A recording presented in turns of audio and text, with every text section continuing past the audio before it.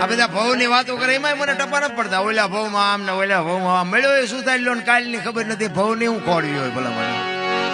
આ ભવ માં હું વાંધો શું ઘટે છે? હું આ કર્મ માં મને નથી ખબર પડતી. અત્યારે તમે જો ભક્તિ કરે એવડાય દુખી છે, મલક ના બૂસ મારે એવડાય સુખી છે. લો હારા કર્મ કેવાય. કોક ના ખિસ્સા કાતરી લે ગમે એનું પડાવી લે તો એવડાય હિલોળા નથી કરતા. દ આંગળા વેટ્યું હોય 40 લાખ ની ગાડી લઈને નીકળે આપણે એમ થાય કે બૂસ માર્યો દીવડો એ છે આટલા હિલોળા ને. હવે આપણા માતાજીને ભગવાન ના ગાણા ગઈ ગઈ રાખી રહ્યા રાગડા તાણી તો મોટરસાયકલ માં ટાયર નાખવાનો વ્યાજ નથી.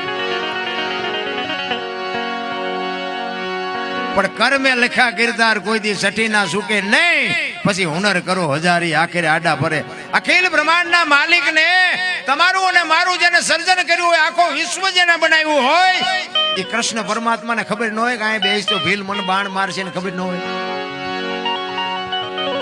કરમ જો બાપુ એને ન છોડતું હોય તો બૂસ માળવા વાળાને શું, પણ તમને મને કોઈને નહીં છોડે.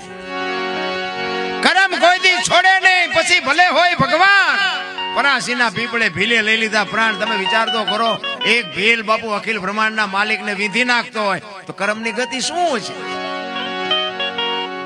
આપણે રામ રામ રામ કરી છે. સીતાજી રામ ને પરણ્યા, આખી જિંદગી માં હારો દી નો હોઈ ગયો. શું કર્મ છે? દ્રૌપદી ના ચીર લૂંટાતા હતા, અહીંયા કોણ નહોતું? કાળના જડબા ઝાલીને ઉભા રાખે એવા પાંડવો હતા. દીકરીનો શું વાંક હતો? આખી જગત ને ખબર છે. મારા રામ એનો શું કર્મ હતું?